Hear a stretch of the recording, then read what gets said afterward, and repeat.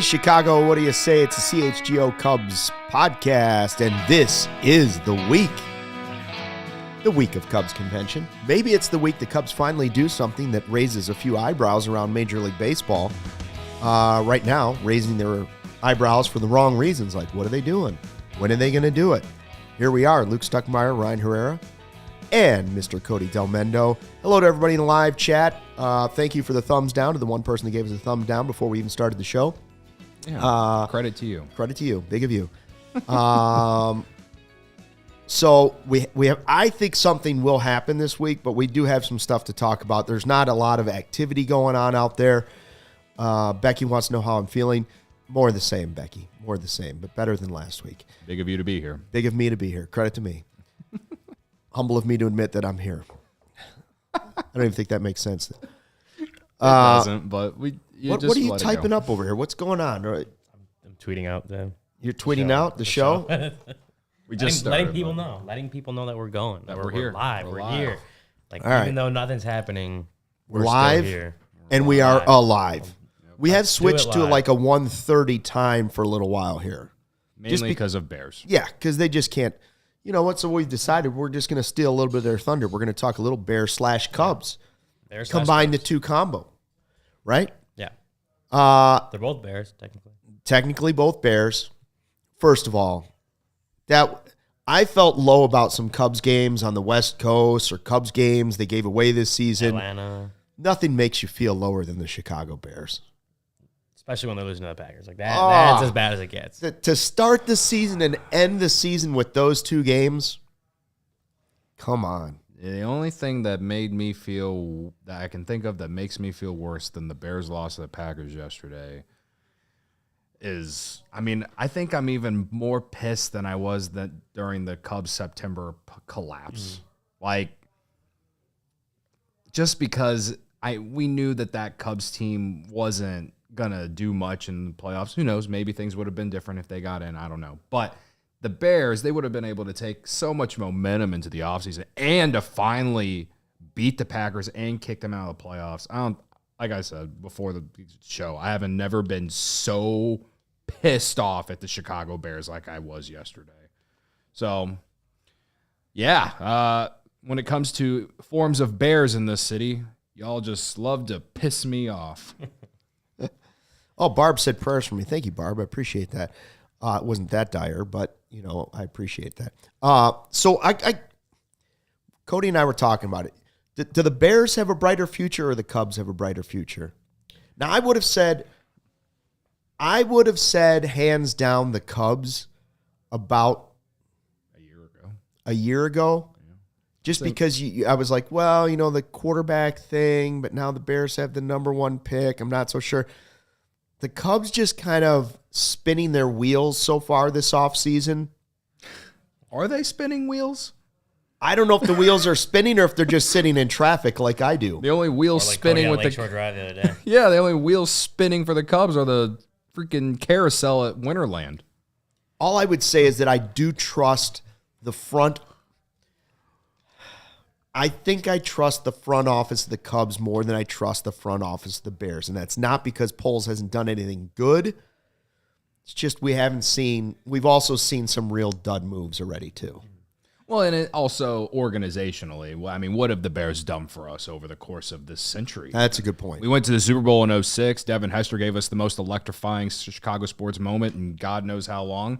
And after that, it went to shit, and it was honestly probably one of the most boring Super Bowls you could ever watch.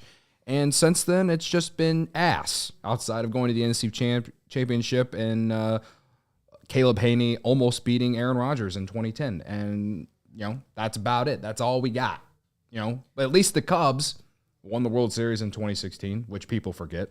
And shout out Corey and Brennan. And, organizationally, I think we can all sit here and say that they're about as healthy as they've ever been right now. And pretty much the front office that they have is all because of Theo Epstein, if you really go back to it, date back the start of when he came into the organization and started building this thing back up. I think you can say that. So I don't know, man. The only thing that the two are consistent is that in recent years, neither of them have won shit. So what's the difference? I don't know. I think, I don't know. Isn't it fun to be a fan of sports teams in the city? No. It's not. By the way, I think the Bears have ultimately put themselves in a better position than the Cubs have. Just with the 2 top 10 picks. Back-to-back number 1 picks, even though they didn't use the one last year, but they had it, right? They were able to get a pretty sizable haul for Bryce Young, who didn't open any eyes this year in Carolina. Not that the Panthers were very good at all anyway. So I think the Bears have ultimately put themselves in the better position. It's just all about what they have to be right, like the which Cubs, is a huge question it's a huge mark. question mark, and it's as good as Ryan Poles has been on certain things, and obviously he's the Chase Claypool trade, we'll just never really understand that one. But I think overall Ryan Poles' tenure has been good, but this is where they're at now, the number 1 pick, quarterback. What are they going to do with it, right? This is the inflection point kind of for Ryan Poles, because this is what he's going to stamp his name on as the Bears GM, and if he gets it wrong, that's it's another big mistake, right? So I think the Bears have probably put themselves in the best position as far as what their future potential could be, because they have the picks, they have a lot of actual good players on this team already. They were. I like what the Bears, the position they've put themselves in. They just have to be right. The Cubs, I think, are in a safer position. They have rebuilt the farm system. They have some good young players on that team. They got a guy like Dansby Swanson on there. Justin Steele's turned into a Cy Young caliber player. They have a lot of good players on the Cubs. Where if they improve the rest of the roster, could be even playoff team even this offseason. And I do think they're the safer. If you're gonna get a bet which of those two teams is gonna win the Super Bowl or the World Series next, right? I think maybe the safer bet is the Cubs. If you had to pick between those two teams, but I think what I'm looking at is the Cubs are the safer pick. Maybe don't have the overall team ceiling of all-time great team or whatever. I think the Bears have put themselves in a position where if they get things right, if the quarterback they take, if they go like Caleb Williams, if he's a generational quarterback like everyone says he is, they could be a great team, right? I don't know. Because they're resetting that rookie contract. Yes. Yeah. Quarterback, Fields has 1 year. So left. I just come back to $50 million. Yeah, I just come back to maybe the overall team ceiling for the Bears is higher, but the safer bet for me would probably be the Cubs. I would say it's still a bigger offseason for the Bears than it is for the Cubs. As frustrating as it is for Cubs fans to sit and watch the way this offseason has played out, right? Ohtani going somewhere else, Soto going somewhere else, Yamamoto going somewhere else.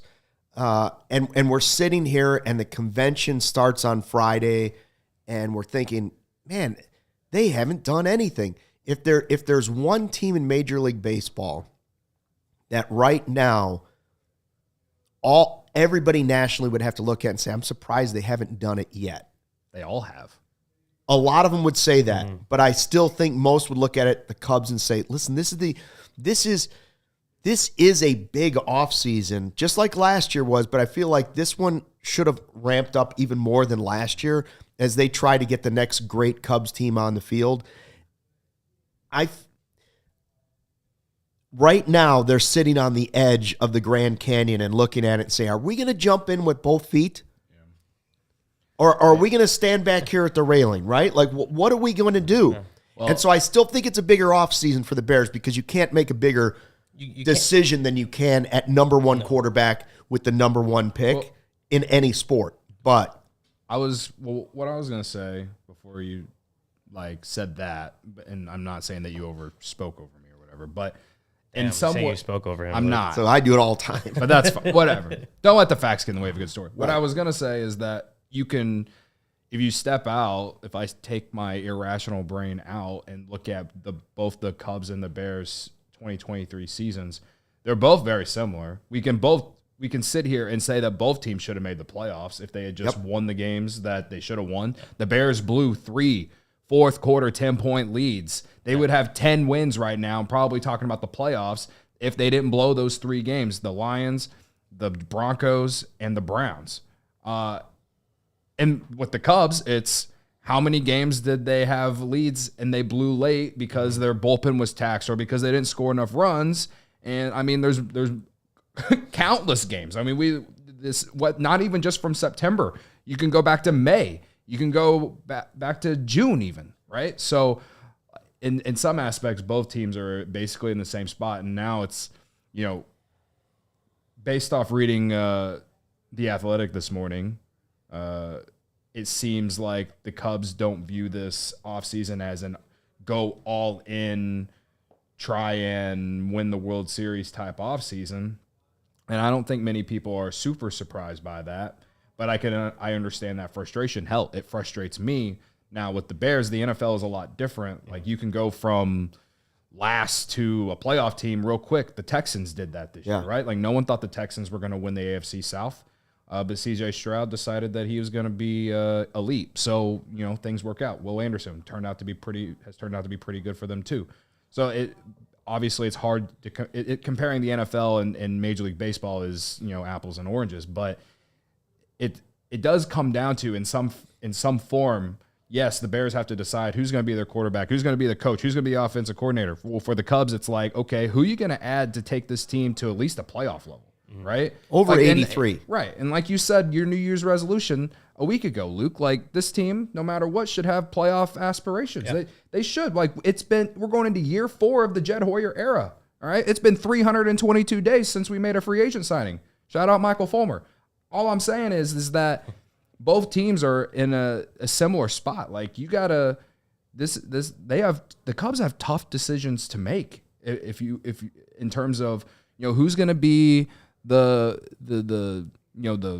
star on this team. Do they believe in Cody Bellinger? All things point that they are. They're just waiting for his market to come down because Scott Boras is trying to get an insane amount of money for him, and no one else is biting. But like you said, are they playing it smart or not? We're gonna find out here in the next 5 weeks. And if the Cubs do not bring back Cody Bellinger because some other team decides to jump in and overpay, then what's the next move after that? And right now it just feels like, and we've said this, I feel like a lot, it just feels like the Cubs are banking so much on bringing Cody Bellinger back.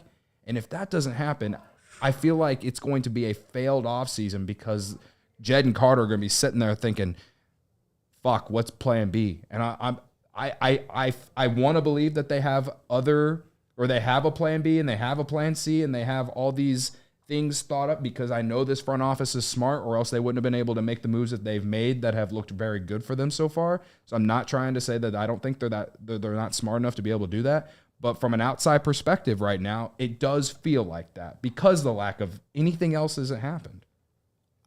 I've said all along that they're playing a dangerous game with the Bellinger thing because I think he fills such a big hole on the team.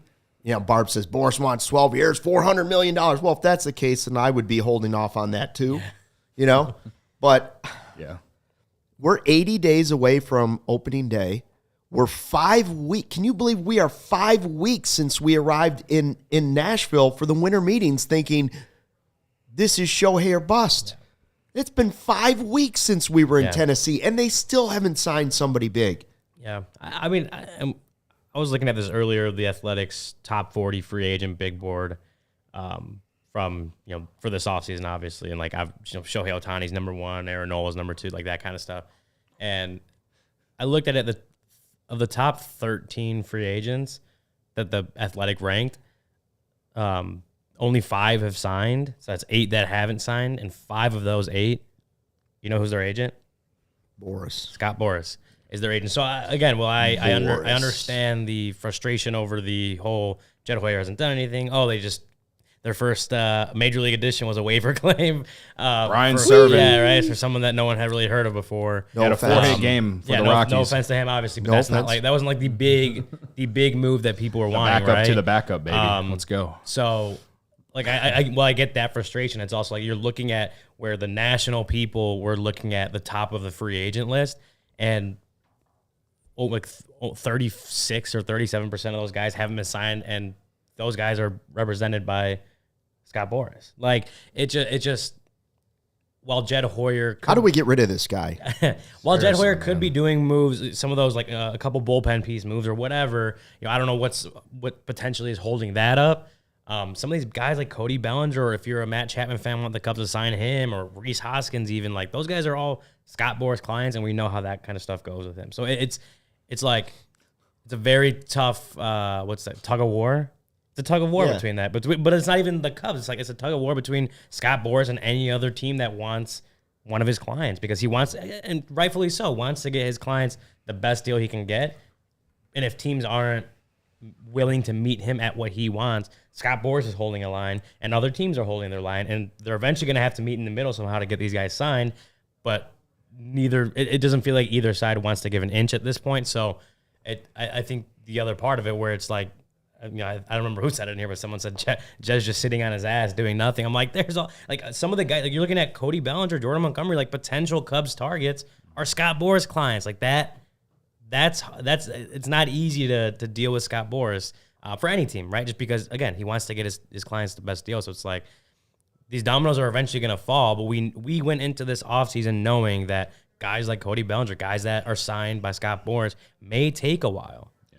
And so while the frustration builds for fans, and I get it, and I understand wanting to see the Cubs do something, like it's hard to make deals without deadlines, and especially when that includes, dealing with one of the most powerful agents in sports. How long do you think Jed Hoyer and company could hold a secret about signing Cody Bellinger? Like, let's just hypothetical. Let's say they knew they were signing Bellinger. They'd pretty much signed on the dotted line. How long could you give it before another team would give the information? Like, for instance, if I see the people in the chat talking about it, there's always the conspiracy theory that they're holding this big announcement to make it at the opening ceremonies at Cubs convention. Like, they're going to introduce all these guys, and then they're going to say, and Cody Bellinger, right? And he's going to come out, and the place will go crazy. How long could you realistically, as an organization, Ryan, hold that information before another team, another agent, somebody else let it slip? Would Boras allow it to be held that long? I think he would. I think if it's like, could they come to an agreement on Wednesday and hold it until Friday? The thing is, for that, it would have to be a very loose lips sink ships, very close circle. Like, probably doesn't have to be as close as the Craig Counsell one was, right? But if you want to hold a secret like that and to announce it at the Cubs convention, it's going to have to be a pretty tight circle. Not saying that, like, on either side they're just going to reveal it no matter what, but it's, you run that, the more people that know, you run the risk of things slipping out. So I don't think they can do it. I don't know if they can. I don't know if they can. And it'll be tough. It'll be tough. As soon as he gets the deal that he wants, Boras is going to sing it from the highest mountaintop. Yeah. That's the bigger problem. And what if he doesn't get the deal he wants, Well, then he won't be signing it yet, right? Then it won't be coming by Friday or Saturday anyway. Exactly. So, yeah, I mean, if they were able to get a deal done midweek, I don't know that I think they could hold it till Cubs convention. It would make for a really cool moment. Don't get me wrong. It'd be a pretty cool moment for the Cubs convention opening ceremony. All of a sudden, Cody Bellinger walks in and people cheer. But don't forget the Trey Mancini signing was announced at Cubs convention. It was, Saturday night, right? Never, I think it was. Never forget. Was that after? It was still going on. Yeah, you're right. What you're saying is they do sometimes hold big announcements. No, at the time it kind of was a big. I was okay with it. Yeah, it'd definitely be a hard. Definitely be a hard secret. I like Jim's comment. Pedro Strop surprise signing. Yeah, baby. Wow. He's gonna be there, so he'll just put on the uniform and yeah. I'd like to see him make a run at Snell just so we could bring back Joakim Noah's saying Snelly Cat. Snelly he used Cat. to call him Snelly Cat. Yeah. Mm-hmm. Snelly Cat. Cody, tell us about CIRCA Sportsbook. Well, our good friends. It is. They are our good friends, and I do love them normally, even though I lost a lot of money there yesterday because of the freaking Chicago Bears. I live bet the Bears plus 8.5. At least that I had one win from yesterday because yesterday was pretty bad. Yeah, what do you do about the championship tonight? I'm taking Michigan, not only because our guy Corey Freeman is going to be there, but I think. Oh, he is? He's going? He's in Houston. Supporting Oh, Black M's. wow. He's being a supportive alum. Anyway, Packers 28th worst rush defense in the NFL, and somehow, some way, we can't get Khalil Herbert or Justin Fields over on the rushing yards. Just make it make sense. I don't know. Anyway, some days I do have good days, unlike yesterday. And I love to do it at CIRCA Sportsbook because, you know, they have tight money line splits. Games will strive to be a -110 split on the CIRCA Sports menu, unlike other sports books, which may use -115 or -120. CIRCA Sports keeps as little money as possible on large market bets, especially compared to other books. CIRCA Sports does not limit players based on their winnings. Every player has the same limits, unlike other books who do limit winning players. They encourage bettors to actually download and explore other sports betting apps just to compare the lines from each sports book. It's very big of them, honestly. Credit to them. And then finally, my biggest thing, there's real people behind the CIRCA Sports brand who resolve issues in a timely fashion, unlike other books who use chatbots. All aspects of the app are being run by the same team that runs the main CIRCA Sportsbook at CIRCA Resort and Casino in Las Vegas, the second greatest place on earth. Wrigley Field takes the cake. Sorry, guys. Download the CIRCA Sportsbook Illinois app at circasports.com/Illinois-app to sign up today. Also, be on the lookout for CIRCA events, watch parties, and tailgates throughout all of 2024. If you or someone you know may have a problem with gambling, call 1-800-GAMBLER. Text JAMB to 833-234 or visit areyourreallywinning.com. Thank you, Cody. I'd like to tell you about our friends at Midtown Athletic Club. 4 Chicagoland locations for all of you that are maybe trying to work on that resolution you made. How's it going, by the way? You down 30? Down 30 is the goal, right? So 4 days in, I was down 7. Wow, that's pretty good. I haven't stepped on the scale since last Thursday. I was thinking about stepping on it tomorrow. See, yesterday, because of the Bears, I ate a pizza. But you also got a haircut. And I did get a haircut, so perhaps that evens things out. I also did see Cody, ran into him at Export on Saturday. He did run into me at the gym. I know where Cody's just sitting there. I'm like, hey. Whoa. What gym? Let's not talk about that. Yeah, not the gym I want to be with. Right, only because he didn't have a car and couldn't get over to Midtown Athletic Club. Yes. 4 Chicagoland locations: Palatine in the Northwest Burbs, Bannockburn in the North Shore, Willowbrook, Southwest Suburbs, Midtown Athletic Club and Hotel, excuse me, in Bucktown and Lincoln Park. Hold on. Credit to Luke for being here. I get worked up thinking about working out. Hell yeah, he does. It's part of your resolution. You said you're going to work out more in 2024. That's right. Once I get over this, I'm going full bore. Single people, families with kids, people looking to make lifestyle changes, holistic witnesses, wellness, all those things. My vision's going too. They got yoga, boxing, cycling. Listen, they've got super luxury locker rooms loaded with fluffy white towels and happiness and spas. And what I need to get over there is use the sauna. Well, and I mention this every time, is when you walk in, they give you like this, it almost looks like a Fitbit or like an Apple Watch. Yeah. But it locks like your locker. Like, so you don't have to bring your own lock even. You lock, or like you have you a just key. like put it up to the locker and it locks it or unlocks it. You know, like some gyms get like a key and you might lose it. It's like a Wonder Woman badge. You just hold up one of those golden bracelets. Mm-hmm. Listen, I'm not bragging. It's almost as good as the Die Hard card. I've belonged to some nice gyms in Chicago. This is the nicest place out there. Okay? That's just a fact. Best tennis courts, programming for the sport. Midtown has indoor, outdoor tennis, pickleball, paddle tennis, USTA, professional quality all the way. I'm still recommending that somehow we get a CHGO pickleball tournament going. And we take Carm down. Well, Carm hates pickleball. Right, but he thinks he's good at it. Secretly, he thinks he's great at it. We can have a tennis tournament. Take him down, too. Head over to midtown.com/CHGO. Find out more and tour the Midtown Athletic Club nearest you. By the way, right now, there's a lot of good deals going on.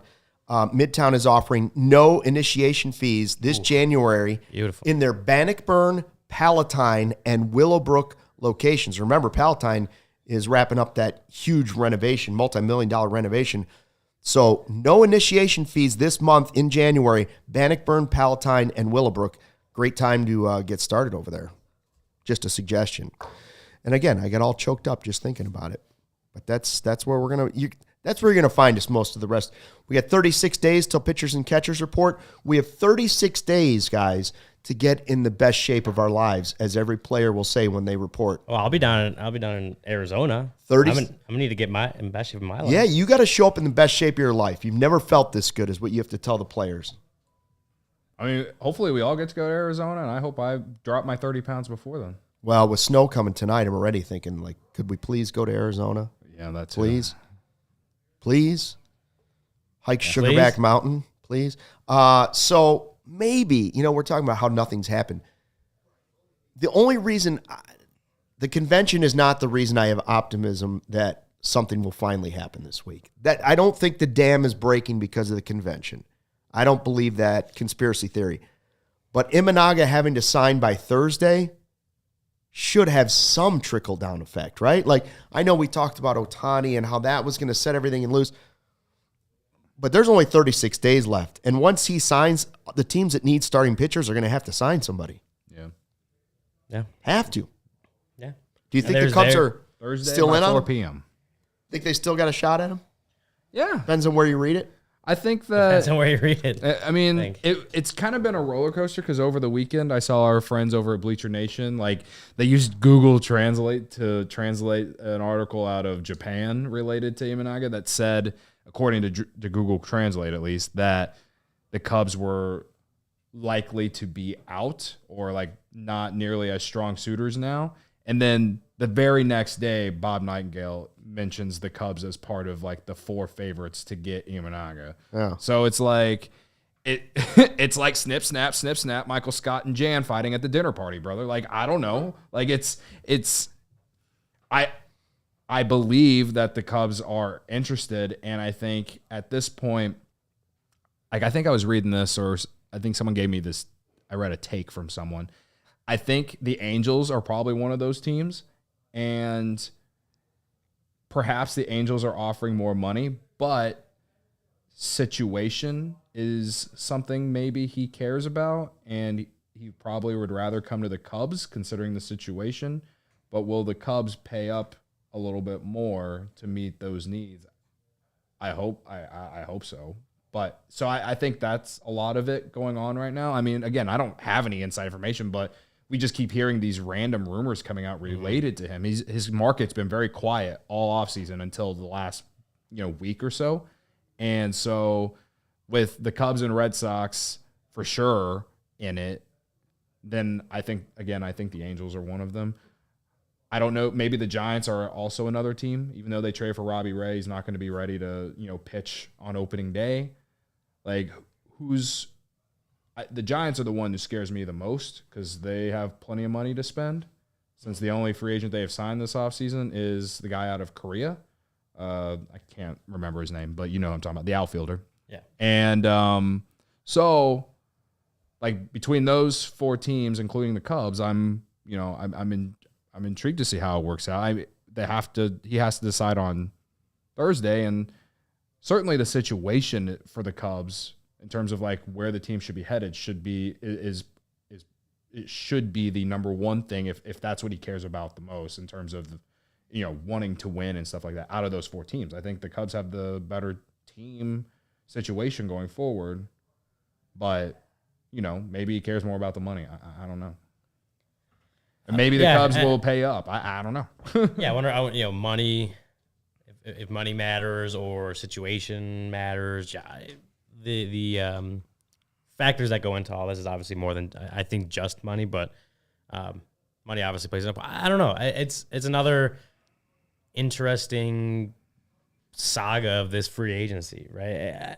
And I try to think back to other free agencies and see how long some of the best players or the top rated free agents have taken to sign. Does it always take this long? And in ways, it's not dissimilar to past off seasons where guys are kind of holding out. I know we're talking about, but it feels like it, right? But I think, I don't know if that's just because it's like, I wonder if we'd feel that way if the Cubs were on the other side and they had signed a couple guys, like a big name or two. Like, would we still feel that this is going as slow as it is if the Cubs were the ones that actually signed a couple guys? You know what I'm saying? No, but all we have is like 10 catchers. Yeah, so that's what I'm saying. Like, it feels so slow. Like 10. I feel so slow with all this, with Imanaga, with Bellinger, whoever it is. And then, Imanaga is different because he obviously has the posting period that he has to sign by. But with everyone, it feels like I think maybe, I don't know, maybe we're a little blinded because we're focused on the Cubs aspect of it, and they haven't signed anyone, so it feels slower. But I don't know, to go back to the Imanaga, like, yeah, we're going to have an answer 3 days from now. I don't know exactly what time he has to sign by, but things we've read, the Cubs are still in it.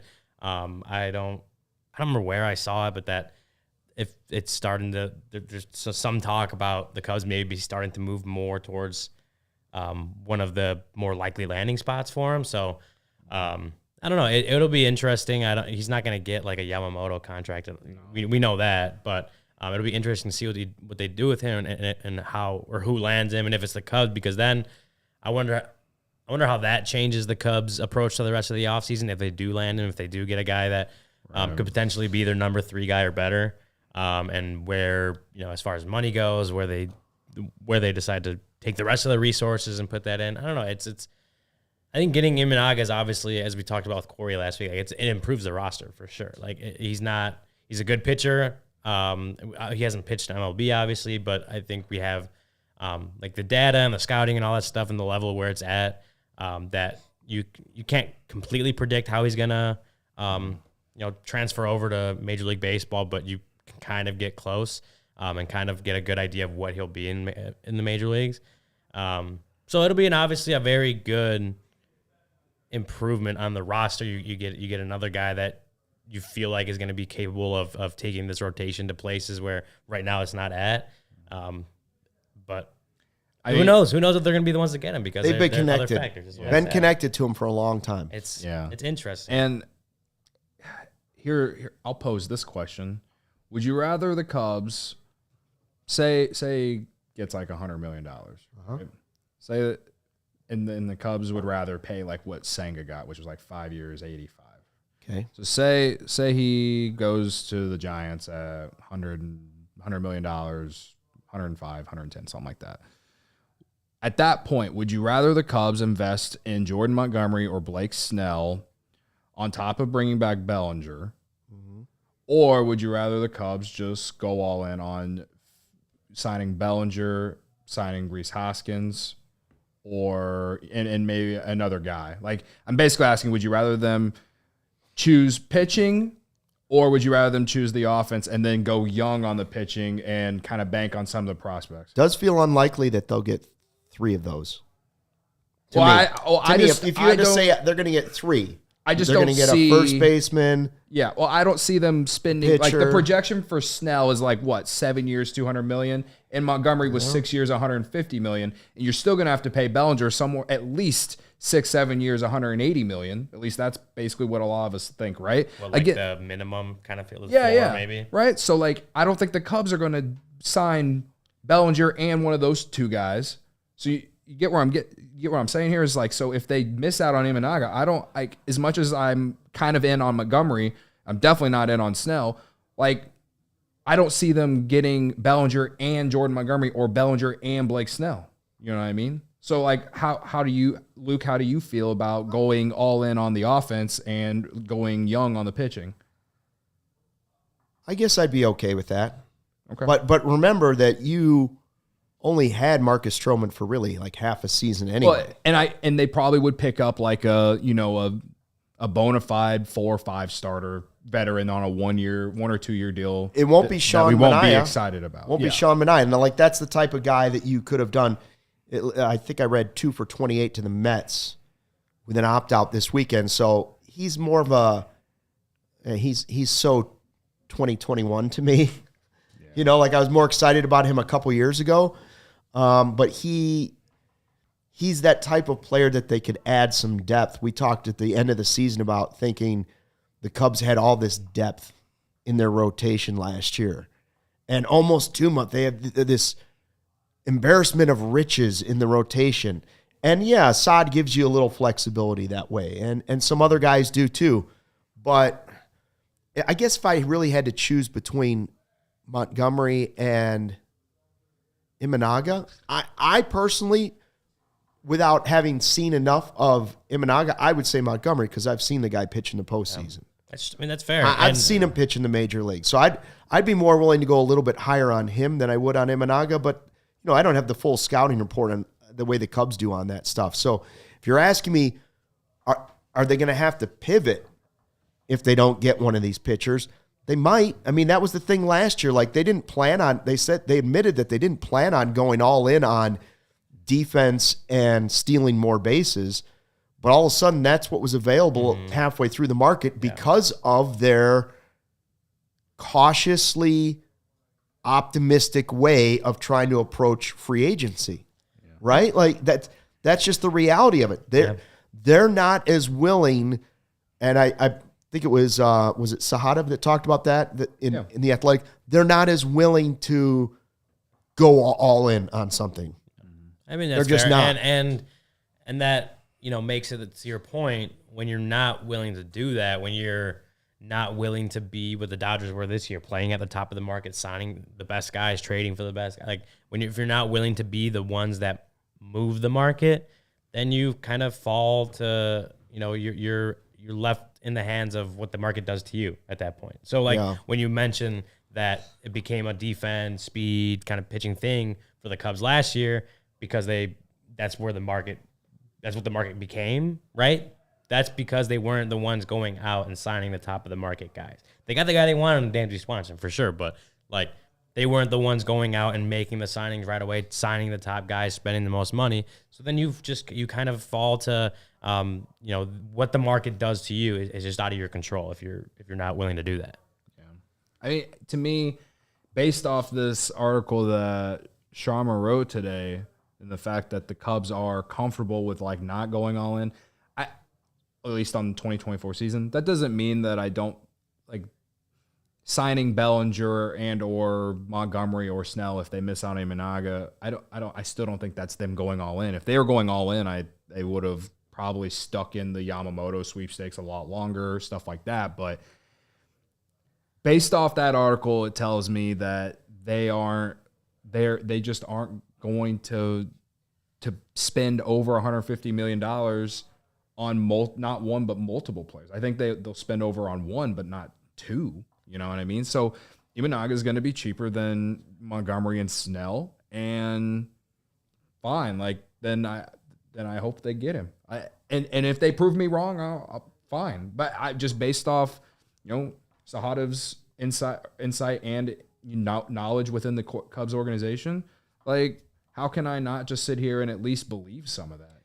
It's interesting because if you were able to somehow do Montgomery and Bellinger, which I don't know if that's a pipe dream or not, but if you were able to do it, it sort of would give you the same team that you had last year if you had, at least on paper, the same team you had last year when Stroman was pitching well, right?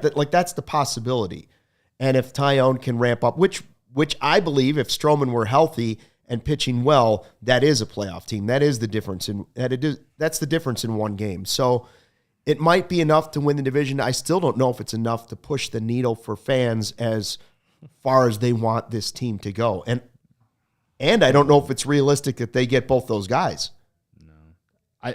I think fans should get off the wagon of thinking that this team next season is going to be more than a division winner at most, right? I think that once we go to spring training, or at least by opening day, we'll have a team that we think can win the division, but I don't think we're going to have big playoff expectations at this point based off when you said you wanted to go into the season with NLCS bust expectations. Yeah, that's tough. Which is not to me, do I agree with, the Cubs believing that this wasn't the offseason to be a little bit more bold or something like that? No, I don't. You won 83 games, you outperformed your expectations. You should have won 90 games if you didn't have the September collapse.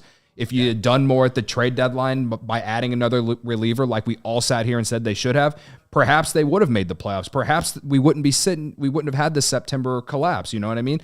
the fact that all that happened and they're still going this offseason, they're still, I guess, in a way sitting on their hands in terms of like trying to take a big step, and they're still following this path that they've probably had designed over the last 2 years. It's frustrating as a fan because you're the Chicago Cubs, and again, Jed Hoyer, you told us that in 2021 at the trade deadline that this wasn't going to be like a rebuild by when Theo Epstein came in. And perhaps it won't be. Perhaps they really will be a good team, a team that wins the division. And who knows? The playoffs are always a crapshoot, and maybe they will do something like that. But when you talk about going all in or taking the steps to be a real contender, you're doing with like what the Dodgers have done. Yeah. You're doing like with what the Braves have done. The Braves haven't done anything like fancy, but they've made some trades. They've brought in dudes to make their bullpen better. Like they've done all, like, it's not been fancy, but they've made nice moves, right? Like the fact that the Cubs haven't even done that to this point, it's like I have basically waved the white flag on having any kind of hope or expectation of thinking that we're going to be more than just trying to compete in the division, maybe get a wild card team and hit the lightning, hit some sort of lightning rod and pull off a Diamondbacks from last year. And I really didn't want to do that going to 2024. The good news of all of that, though, is that at least there are high level prospects supposed to debut this year. And you get to see those, and hopefully some of those guys provide that kind of spark that does make this team better than what we'll probably think going into 2024.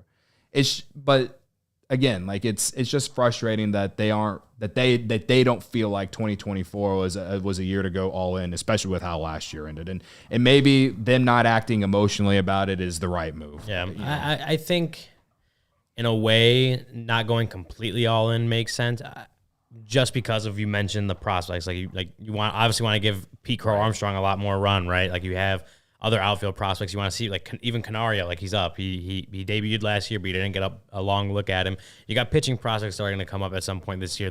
You're going to want to get a look at them. So maybe just overhauling the roster or adding a bunch of free agents and filling up those spots maybe isn't the best course of action. But I'm just kind of curious. And I saw this on Twitter. It might have been our friend Mike Cerami that tweeted it, but it's like if you weren't planning to go all in this offseason, and whether I think it also depends on what your definition of all in is. Right. Is going over the first luxury tax all in? Is going all in spending as much money as you can and not worrying about the luxury tax? Like I think it depends on your definition of all in. But Cerami, I think it was him that tweeted something like, if you weren't going to go all in this offseason, why didn't you get that extra bullpen piece and go over the luxury tax at the trade deadline this last year? So I think that's kind of a fair point to make, is like if your definition of all in, or if the Cubs' definition of all in is going over the luxury tax, and now aren't completely intent on doing that this season, you're going to reset the clock anyway. Why didn't you do it at the trade deadline? I think that's a fair point. Now, to me, I don't think all in is just barely going over the luxury tax, right? I think they can still go over the luxury tax this offseason and not consider it, they went all in on this offseason. I think for me, like it's more than that, than just going over the luxury tax. But my point is that I think the Cubs can go over the luxury tax. I don't think that constitutes going all in, and I don't necessarily think they should, if they do want to give some of these young guys that should be debuting this offseason a real run to see if they could be part of your future. And in their minds, they may have had the intention of we're going to go all in, especially if we get Ohtani or whoever it might be. When those things didn't play to the way they wanted them to play, that's a fair point. That may have adjusted their thinking possibly as well. Because if they could have gotten Ohtani, they would have gotten it. Maybe it didn't. Right. Then they're going over. Right. Yeah. If they could have gotten Ohtani, they would have signed him. Yeah. And there's no debating that. Like they would have signed him, and that plays into going all in, right? But I think that's a good point when the chips don't fall how you want them, especially when I mentioned earlier, like if you're not willing to play at the top of the free agent market, but like the Cubs this offseason. They were willing to be in the Ohtani sweepstakes, Yamamoto early on, like whatever. They were. It obviously didn't work out. The chips fell away from them, and so they have to reevaluate what they want this offseason to be. So I think that's a good point, is that had things gone differently with some of those other guys, we may be talking about an all-in offseason, right? But because they didn't, maybe it's reevaluating what if spending all the money to get more mid-tier free agents, is that the right course of action? That's what the Cubs have had to reevaluate, you know? Yeah, I'm hoping the Cubs are not taking the Matt Nagy approach. No offense. You know, I hope they're not they went into the game with this game plan and it didn't work, and at halftime we're just going to come out and do the same thing in the second half. Or the Luke Getsy plan. I thought it was going to work against the Packers in week 1. Why not try it again in the final week of the season? It didn't work again. I hope they're at halftime of this offseason, and whatever they thought was going to work or didn't work, I hope they're at least reevaluating where they are, what they need to do, and don't go into it with the same game plan that you did, whatever that was. Don't go into it with that same game plan. You have to adjust to the market, however that market plays out. That doesn't mean I'm saying go spend crazy money, but you can't just expect everything to go your way. Right. And again, they will make free agent signings, and they will, by opening day, I believe we will have a team that will be a contender for the NL Central title. I believe this with my entire soul, okay? Once we get there and we know what the roster looks like, then we can project, okay, this prospect could come up and this could be his role in this and that. So, like, I'm seeing some people in the chat and they're like, well, even if they had signed Ohtani, you still have to fix this hole, this hole, this hole, and this hole. And it's like, yes, I agree. But again, we don't know what this roster is going to look like on opening day. Right. So once they sign Bellinger, and whether it's Rhys Hoskins or whoever, once we know like where guys are going to play, then you can project where some of these prospects are going to be inserted, and hopefully, and this is how they're designed to be, hopefully be a spark plug to perhaps make the team better than what probably a lot of us expect. Yeah. That's a lot to bank on, in my opinion. If you're Jed Hoyer and Carter Hawkins, to me, a risk, but a risk that it feels like they're willing to play. And if things work out, then I'll sit here and give them a ton of credit. Okay? Greg in the chat, I think he's referring to what we're talking about, said they should have had that all planned out. The likelihood of Ohtani was small. Yeah. We're not saying they were caught off guard and didn't know how to react to when Ohtani chose the Dodgers. They had, I would assume, many different scenarios of how these things could have gone down. But what we're saying is, if you're getting Ohtani, if you somehow got Ohtani and Yamamoto, that's totally an all-in offseason. If you got Ohtani and not Yamamoto, there's still a lot of potential for an all-in offseason. When you missed out on both of them, then the scenario obviously changed to, okay, is this an all-in offseason? I think that's what we're trying to say is, like, I think that's how things have kind of shifted based on the market for the Cubs, just because they didn't get those guys at the top end of the free agent market. Yeah, no, I agree totally. Like, they would have had multiple paths to this offseason plotted out before it even started. No. I'm just saying I hope they're going back to that right now and saying, okay, let's reset. We got 36 days to make this team the division favorite, because right now we're in a division with the holes that we have that we've created by free agency and guys possibly leaving. This team could be anywhere from first to last in this division. Yeah. Could be. They're, even with the roster that they have now, I'm not saying that this team, even with just a couple of minor adjustments because of the young players, couldn't make a run. Like, I hope the Cubs aren't approaching the offseason that way, but they wouldn't be wrong. They wouldn't be wrong because the division is so up in the air. Now, the one thing I know you can count on all season long and this offseason, the next 36 days, is Empire Today. You get to shop at home convenience, the right product for your needs, quick and professional installation, and a low price guarantee. Empire Today is the best place to get your new flooring. So, of course, there's some copycats out there. Empire, though, can't be beaten on quality, service, speed, and the competitors will advertise low-quality products. Empire's not going to carry those products. they're not going to promise you the lowest prices, because anybody who does that is just putting flooring in your home that they might not put in their own home. Empire's philosophy is to help you find what you need, not overwhelm you with thousands of choices and substitutes. They give you the best stuff. They eliminate the bad free agents. These are the guys you want to sign to put flooring in your house. Thank you. Oh, nice. They got that virtual flooring designer, so you can even lay out the plan. If you're Jed Hoyer, you can lay it out and say, this is what shag carpet would look like in my den. Maybe it's not shag. Maybe it's premium vinyl flooring you'd like to put down. They pride themselves on the shop-at-home service. They service their own warranties.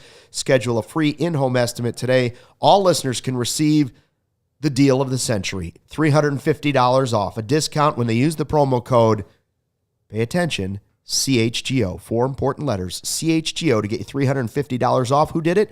The Godfather, Michael Collada. Restrictions apply. See EmpireToday.com/CHGO for details. And you know where else you want to go after you visit Empire? Foco.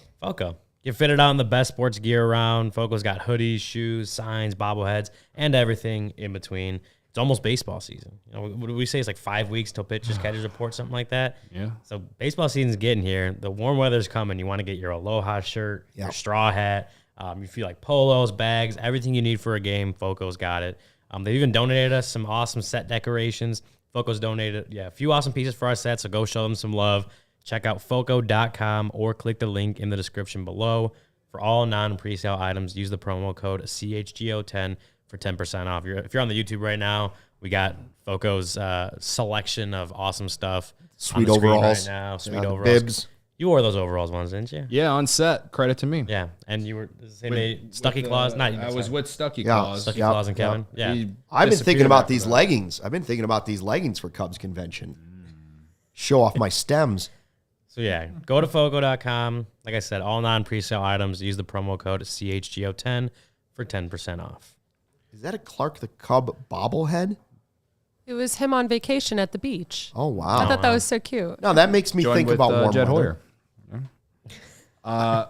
News that has been already put in the chat, but the Cardinals they've hired Chaim Bloom to be part of a front office advisory role with John Mozeliak.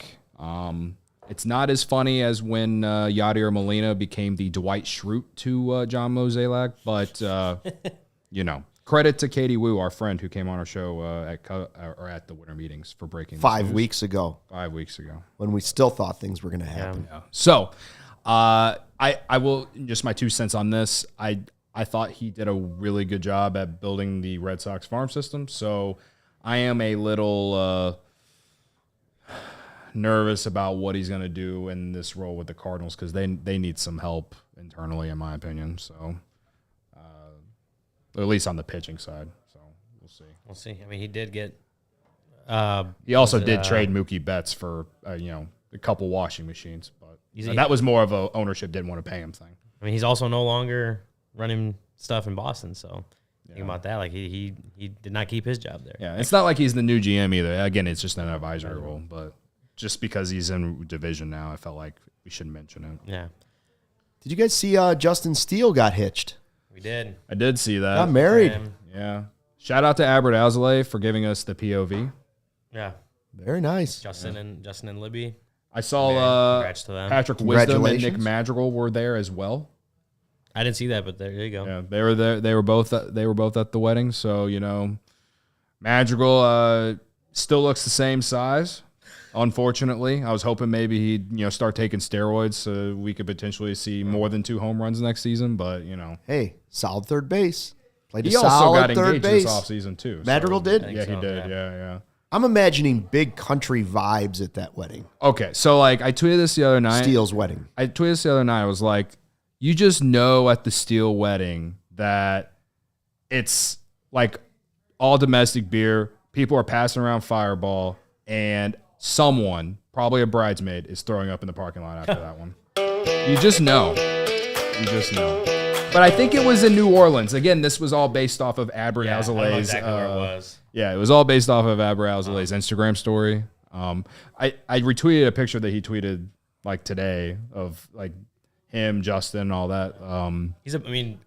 Steele's also a big Bama fan, Alabama football fan, so Okay. I'm sure Dixieland Delight was played. Oh, yeah. Now, see, I was just going to ask, when you go to the reception and the married couple has to come out to a song, what song do you think Steele We and tweeted the his video. wife come out to? Do you can't know what? remember what it was Yeah, it? that was when they got announced, and like she like threw, or he like threw a pitch to her, and she fake swung at or whatever, and like they pretended it was a home run. I don't remember what the Was song you think it was it a Taylor Swift? It wasn't Taylor Swift. It was definitely like some like hype up. Like I can't remember the song. It's on our Twitter account. Should have been maybe the Superman song. Yeah. Man of Steel. Steel. There you go. You know? I think mine would be actually I don't know what mine would be. Mr. Brightside's definitely on the list though. the short list of finalists for my walk-in song. I haven't got that far into perhaps getting married one day to even think about that. So What do you think the song was that my wife and I walked out to? Ooh. something by Okay, Bon well, you gotta Jovi. give me when It was not. It was more modern than when that. did this happen? You got to give me like a We were married in 2015 okay. while the Cubs were playing the Mets in the NLCS. Oh, okay. Eddie Vedder, Nope. Pearl Jam. No. Okay. More modern. Yeah, I mean, probably wasn't still modern yeah. then, but I think of it as more modern now. But, like, Nirvana? no. Close? No. Not even close. So she chose this song. I think it might have been my suggestion. I'm not sure. We had a couple of different options. Mariah Carey? I don't even know who the... No. I just thought we're never going to Jay-Z. Oh, was that Was it him and Justin Timberlake, suit and tie? No. Rihanna, Run This Town. okay. Oh, wow. What do you think? Pretty surprising, I isn't like it? Yeah. Pretty It was, surprising. you were all dressed up, so that's why I went to suit and tie with him and JT, which one of my favorite all-time JT songs. I do love Run This Town. That's Run that's This a good Town's choice. a good It's song, Great right? choice. Great choice. Blink 182 was not the choice. Blink 182 also on the short list for me. Don't know which one though. Yeah. Anyways, I hope Steele is Yeah, happy man, happy life. Hopefully it comes out and gives us the Cy Young season in 2024. that's right. Also, Don't run into him on the underrated street, thing please, about Cody. Well, yeah, I won't. Underrated thing about the things I saw from his wedding, he shaved. He looked I like saw he that, was. yeah. He looked like the rookie. She made him shave for the wedding. No Yeah. question He about it. Lost a few years. Yeah, off he the looked face. like the rookie when he came back Yep. up to when he got Yeah, called up in yeah, right, 2021. But Like, 36 days to build it back oh up. yeah, he's like, it's time to grow this Yeah. hair back. I gotta look like a dog out here again. All right, so that's he'll probably look very similar whenever we get to Cubs convention because it'll only have been a week. But Yeah, that doesn't say it's 36 days. I'm like, no, that's not Cubs convention. yeah. I don't even know if it's 36 days. I'm just making up the number. Is it 36 days? I think it's about 5 weeks 36 days. 36 days. or 5 weeks. 5 or 6 weeks. I don't know. We'll be back. Hey, listen, whenever this big Bellinger signing comes live tonight during the snowstorm, tomorrow, maybe. There's supposed to be 7 inches of snow. I don't know if we're going to be here tomorrow. Are we going to be here? We're gonna be 7 remote? inches of snow. You're telling me One- CTA still works, I'll This be is here. classic Chicago. Anywhere from 1 to 7 inches. Oh, yep. It looks like it's gonna snow all day tomorrow. So that's fine. You're telling me I'm so excited. I saw Nebraska kids were getting a snow day today. Oh, it must be That's nice. usually the weather we get the next day. you're Must be telling nice. me that sometime tonight, between now and tomorrow, we could get 1 to 7 inches of snow. It's going to be dark at 5 p.m. The sun has not shone for God knows how long. Yes. The Cubs haven't made a free agent signing in 322 days. That's right. And the Bears haven't beat the Packers the last 10 games. On top of the fact that the Bears didn't make the playoffs, Yes. the Cubs haven't made the playoffs since 2020, but technically 2018 if True. you don't count 2020. Bedard broke his jaw. Guard also broke his jaw. I am once again asking for thoughts and prayers for my mental health. Thank you. And good night. Thanks for checking out the CHGO Cubs podcast. Hit the like button on the way out. Make sure you subscribe as well. We appreciate it. We'll see you at 1:30 tomorrow live right here, CHGO Cubs podcast. Until then, thanks for watching and fly the W. We all silly like the mayor.